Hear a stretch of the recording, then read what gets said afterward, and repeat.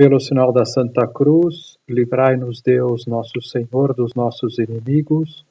Em nome do Pai, do Filho e do Espírito Santo. Amém. Meu Senhor e meu Deus, creio firmemente que estás aqui, que me vês, que me ouves. Adoro-te com profunda reverência. Peço-te perdão dos meus pecados e graça para fazer com fruto esse tempo de oração. Minha Mãe Imaculada, São José, meu Pai e Senhor, meu anjo da guarda, intercedei por mim. Vamos considerar agora outra cena da vida de Jesus. Na verdade, perdão, não da vida de Jesus, mas da vida dos apóstolos. Depois que Cristo já subiu aos céus, e antes de subir aos céus, ele vai enviá-los a pregar a sua palavra. Ide pelo mundo inteiro e pregai o Evangelho. Nós chamamos isso de mandato imperativo de Cristo. Um mandato, né, para que realizasse essa missão, que seria de tudo aquilo que Cristo ensinou se eles não espalhassem para o mundo aquelas, enfim, a doutrina de Nosso Senhor. Nós não estaremos aqui hoje, nós não seríamos católicos, então essa missão realmente era e é muito importante, porque Cristo continua apoiando-se em nós para darmos continuidade a essa missão, fazer chegar tantas pessoas os seus ensinamentos. Basta pensar nos próprios católicos. São muitos os católicos, população, dentro da população mundial, em torno de 1 bilhão e 200 milhões de católicos, numa população de 8 bilhões. Você imagina se esses católicos vivessem de verdade a sua fé. O mundo seria completamente diferente. Completamente. Então, só isso já é uma missão enorme, enorme. O que a gente vê são pessoas que são católicas, mas como o pessoal já vai brincando aí, católico de IBGE, né? Católico afastólico, né? Então, não são católicos de verdade, são católicos que não vivem, né, a fé. E é tão bonito ver os apóstolos no início, né, da pregação, como eles foram corajosos, como eles foram audaciosos. Eles que houve uma transformação gigantesca depois do dia de Pentecostes, quando veio o Espírito Santo.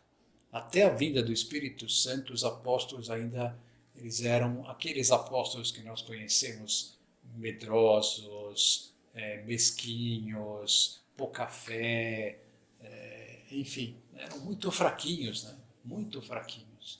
Mas depois do dia de Pentecostes, quando veio o Espírito Santo e desceu sobre eles se transformaram em verdadeiras colunas da igreja, em verdadeiros leões. Enfrentaram todos os tipos de resistências. Então, o que aconteceu lá no início da pregação? Como alguns judeus não acreditaram que Cristo era Deus, então o judaísmo foi dando continuidade.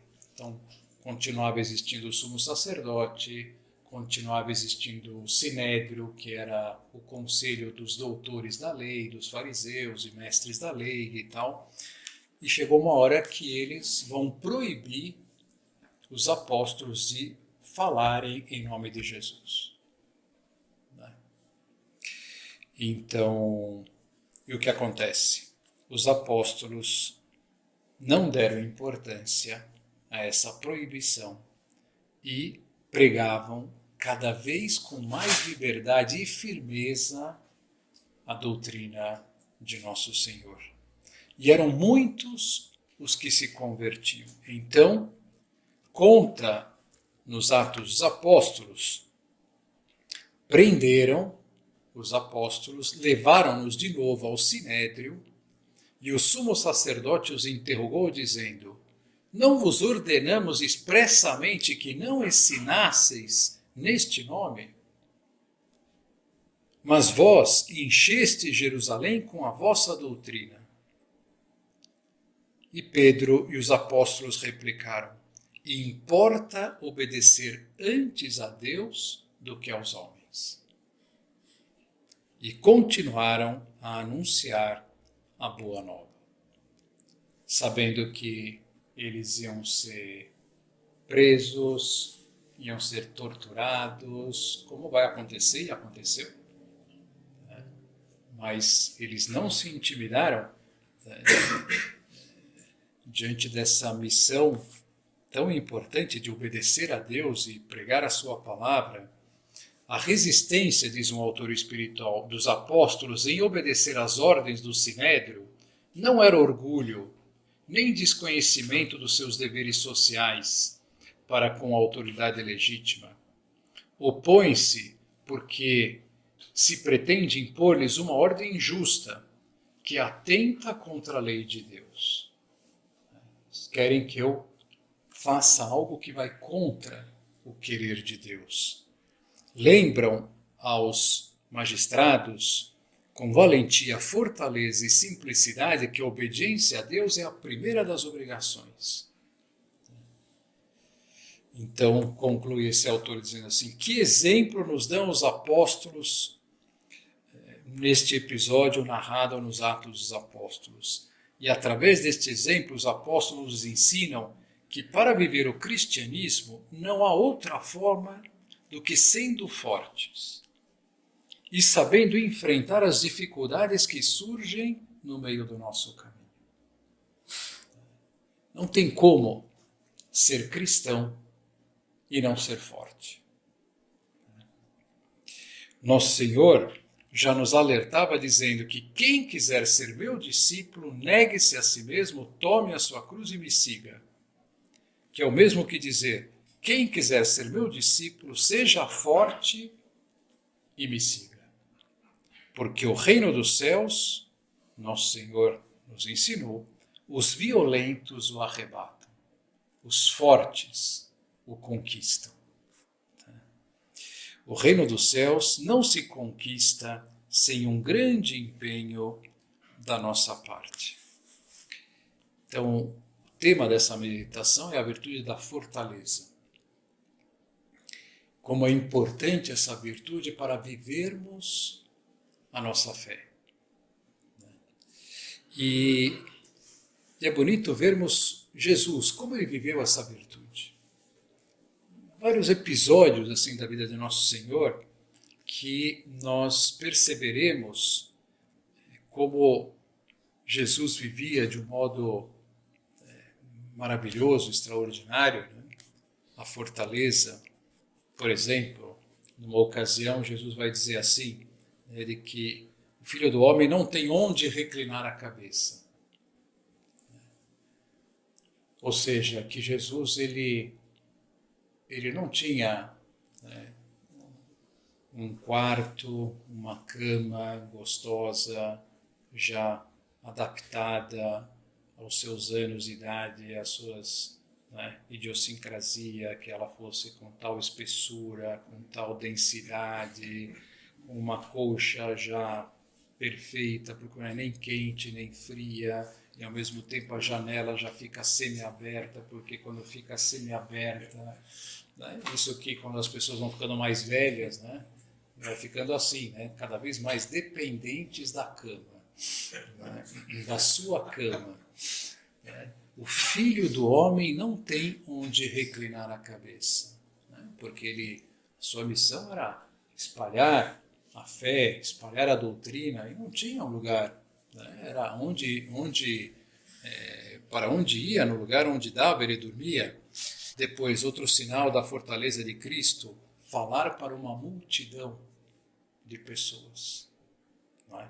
Aqui não é uma multidão e tem um microfone ajudando, Mas Jesus ele falava para muito mais pessoas, e sem microfone, sem megafone. Então, imagina o físico de Jesus, o porte físico para falar, né, para uma multidão. Não concedia trégua à preguiça, indo de uma cidade a outra pregando a palavra.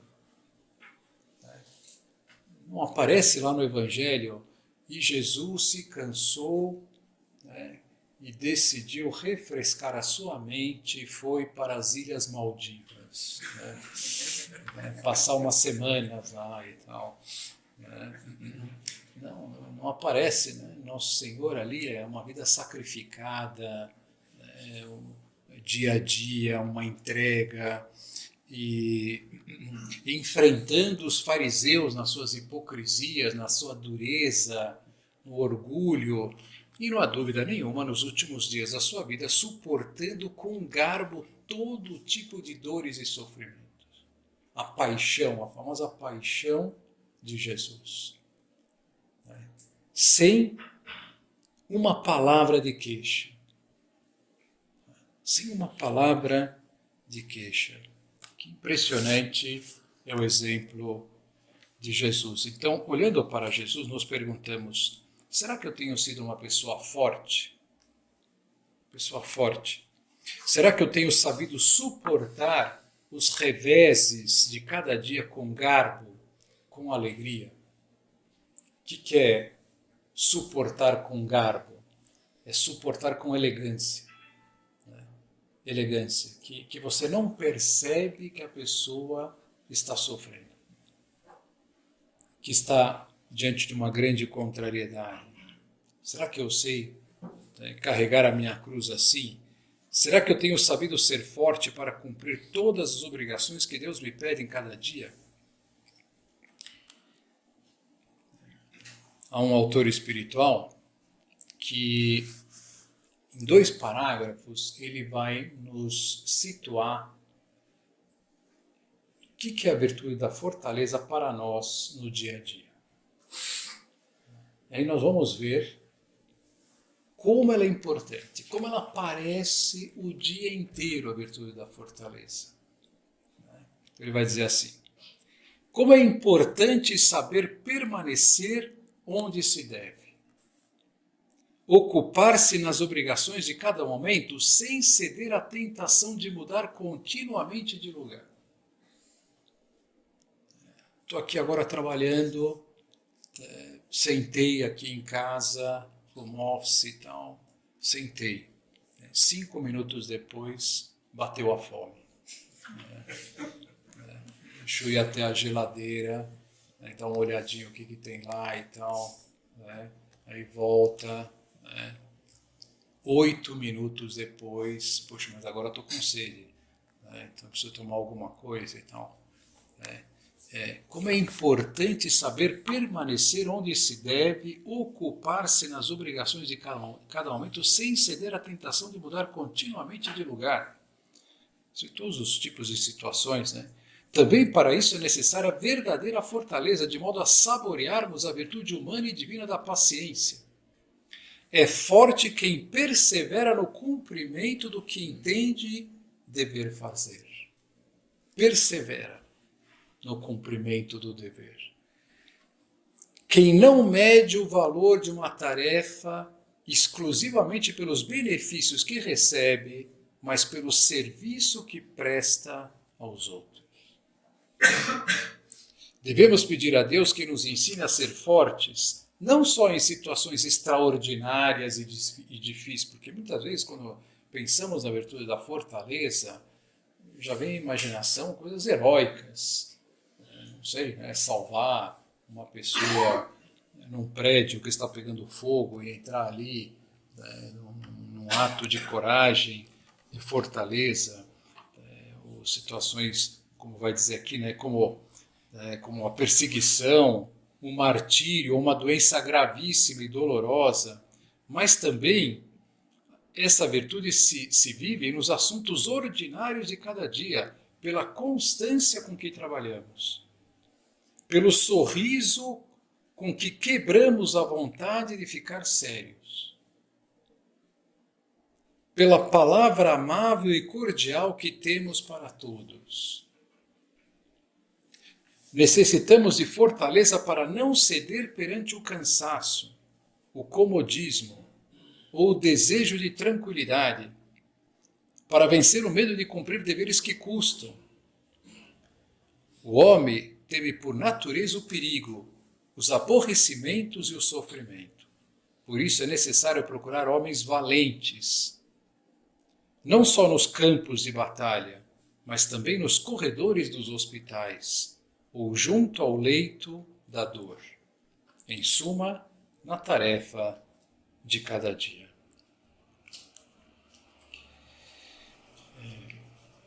Penso que estas palavras nos dão uma grande pauta para fazermos um exame dessa virtude. Vamos ver alguns pontos concretos. Se estamos sendo fortes. Primeiro, lutar contra o pecado. Fortaleza para lutar contra o pecado. O pecado é o maior mal. É o maior mal. Nós podemos até nem sentir isso. Puxa, mas eu não sinto que isso é um mal. Eu não sinto que fiz o mal. Eu não sinto que ofendi a Deus. Não importa, isso não é o sentir, não é o que torna grave ou não. O grave ou não é o que Deus nos diz a respeito daquela ação. E o pecado, São Paulo vai dizer que o pecado mortal volta a crucificar nosso Senhor. Não é brincadeira. Não é brincadeira. O pecado mortal volta a crucificar nosso Senhor. Puxa, mas será um pecado mortal? Puxa, de uma pessoa só, a minha, volta a crucificar? Está lá na Sagrada Escritura. Então, não é verdade que nós temos que colocar todos os meios para não cair em pecado mortal? Um cristão, ele devia pensar assim, antes a morte do que o pecado mortal. Prefiro morrer a cometer um pecado mortal. A última coisa que eu quero é ofender a Deus, que me ama tanto, que morreu por mim na cruz, que está aqui no sacrário, para nós, se sacrificando aqui por nós, com tanto amor. Olha essa frase de São Paulo. Ainda não resististes até o sangue na vossa luta contra o pecado. Brincadeira. Que coisa, né? Quer dizer, para não pecar, se tiver que derramar sangue, nós vamos derramar sangue.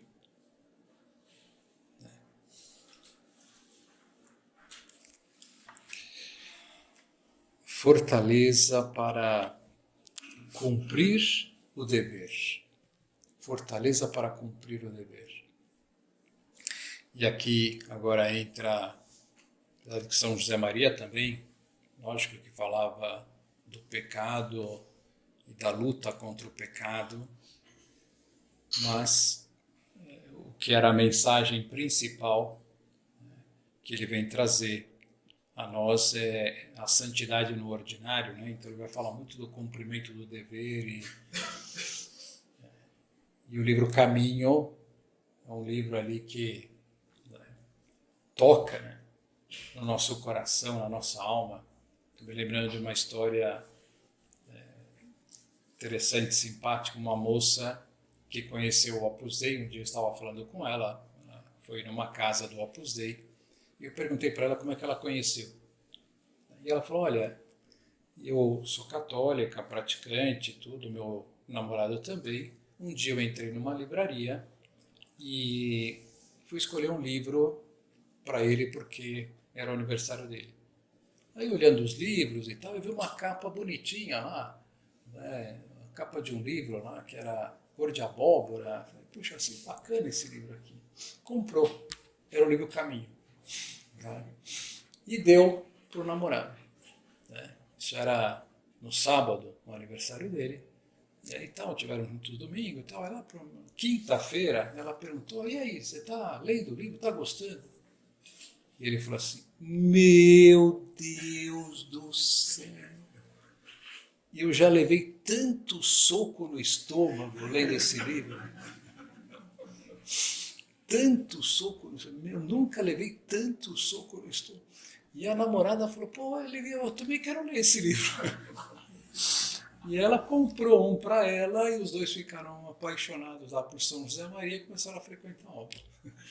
Então foi assim que eles conheceram o Opus Dei, pelos socos no estômago do livro Caminho. Né? Então, porque São José Maria ele vai colocar o dedo ali na ferida, vamos dizer assim, vai mostrar como deve ser o nosso comportamento. E uma dos ensinamentos, não é que seja nada de especial, mas ao mesmo tempo é bem difícil, ele resumir a santidade nessas palavras. Queres de verdade ser santo? Cumpre o pequeno dever de cada momento. Faz o que deves e está no que fazes. Fácil falar, né?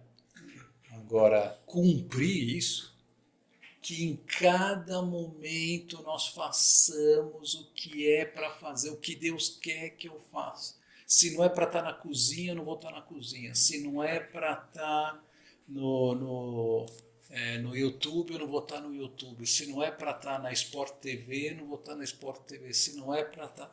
Eu, em cada momento, fazer o que Deus quer e não outra coisa. E estar totalmente ali. Isso é a santidade. Por quê? Porque a santidade é identificar a nossa vontade com a vontade de Deus. Fazer em cada momento a vontade de Deus. E para isso exige muita fortaleza. Muita fortaleza. Será que estamos dispostos a viver esse propósito? A ter a fortaleza para cumprir o dever de cada momento? Aquilo que Deus quer e não outra coisa? Outro ponto importante para viver a fortaleza. A caridade com o próximo. Caridade. Então, o que nosso Senhor nos ensinou com relação à caridade? Vendo ali o Evangelho, nós vamos ver que a primeira lição que nosso Senhor vai nos dar, que vai colocar a base da caridade, é o respeito. A dignidade de cada pessoa humana. E Cristo vai ensinar o que acontece, como é que era a dignidade das pessoas na época de Cristo. Ou em muitos lugares até hoje. Dependia do quê? Da condição social, dos bens materiais, né?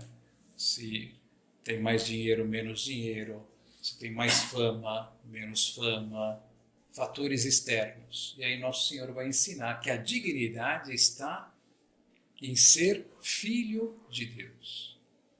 E que todos temos a mesma dignidade. Se eu vejo um mendigo debaixo da ponte ali, jogado no chão, essa pessoa tem a mesma dignidade que eu tenho. E que a dignidade de cada ser humano é sagrada, porque a vida vem de Deus. Vem das mãos de Deus. Então, o valor, e o que é o respeito? Sempre me ajudou muito pensar isso, né? Da onde vem a palavra respeito? Respectus, inclinar-se, peito que se inclina perante a coisa, o res, a coisa. Então, você se inclina perante o valor das coisas. Então, de acordo com o valor que cada realidade tem, eu vou me comportar de acordo. Mesmo uma coisa material, isso aqui tem uma dignidade, tem um valor. Eu não posso tratar de qualquer maneira uma mesa. Preciso tomar cuidado para que ela dure, para que ela tenha uma vida longa. Então, E um ser humano? Qual é o valor que possui um ser humano? Sagrado. Sagrado.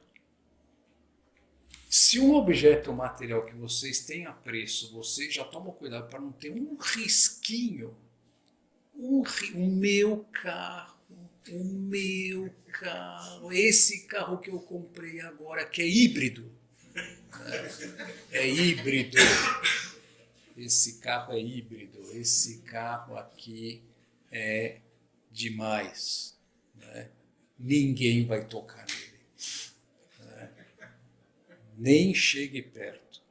Né? Porque se riscar, eu mato. Né? Eu mato. Então, quer dizer, uma coisa material, a gente já tem tanto cuidado, e o ser humano. Então, como é que eu devia tratar o ser humano? Jamais ferir, jamais riscar, jamais xingar, jamais dizer um palavrão, né? Jamais ofender. Isso é o respeito. Só que hoje, isso está longe da realidade. Se perdeu o respeito tremendamente. Não há pessoas que não se xinguem, que não, enfim, se firam tremendamente. Se perdeu a dignidade, se perdeu o valor do ser humano. Isso exige muita força. Segura a língua, segura a língua. Né? Faz como os americanos, pega um taco de beisebol, vai lá para a rua, soca a lata de lixo lá com o taco de beisebol ou um saco de areia lá, mas não fere o ser humano. Não falte a dignidade com o ser humano, a caridade com o ser humano. Nossa, se as pessoas vivessem assim, o mundo mudaria. Mudaria. Fortaleza para cumprir as nossas orações que estabelecemos com Deus. Aquele plano de orações que a gente sabe que se eu não tiver um plano de orações, não vou ter uma estrutura que vai me levar à santidade. E aí a gente vê pessoas que estão sempre capengando nas orações. O capengar. Faz, passa 2 dias sem não faz. Aí faz 2 dias, passa 5 dias sem fazer. Aí depois volta de novo a rezar no semestre seguinte.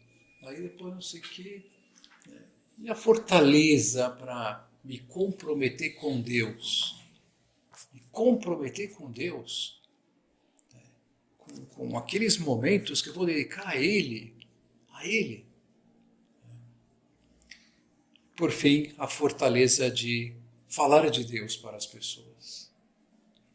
Lembrando agora dos apóstolos, né? como eles foram audazes, corajosos. Lógico que hoje se fala muito de a tolerância e de respeitar o próximo, a opinião, as crenças. Não há dúvida nenhuma, o espírito cristão não é invadir a liberdade das pessoas, mas também não é omitir-se. Omitir-se. Então, imagina se os apóstolos ficassem cheios de dedos ali, dedos, morreram. Morreu o cristianismo ali mesmo, entre eles. Não, né? Puxa, vamos falar daquilo que é a verdade, o caminho, a verdade e a vida. Né? Vamos falar do caminho da felicidade, o caminho do amor, o caminho da salvação. Né? Coragem, né? De falar de Deus com graça, com simpatia, né? De uma maneira atraente, de tal maneira que você fala assim, puxa vida, se eu não sigo a Deus, eu sou tonto. Né? Seguir a Deus é a coisa mais espetacular que existe. Né?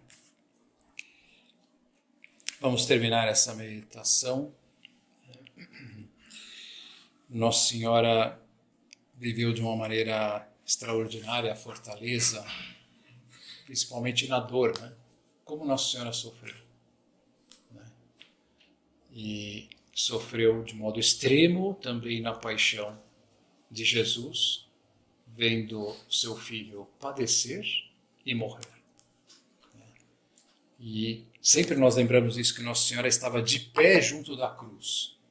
Ou seja, que Nossa Senhora não estava esparramada no chão, gritando, desvairada. Foi forte. Abraçou a cruz com garbo. Com garbo. Sofreu tremendamente com garbo. Que ela seja sempre um modelo para nós, uma ajuda para crescermos nessa virtude. Dou-te graças, meu Deus, pelos bons propósitos, afetos e inspirações que me comunicaste nesta meditação. Peço-te ajuda para os pôr em prática. Minha Mãe Imaculada, São José, meu Pai e Senhor, meu anjo da guarda, intercedei por mim.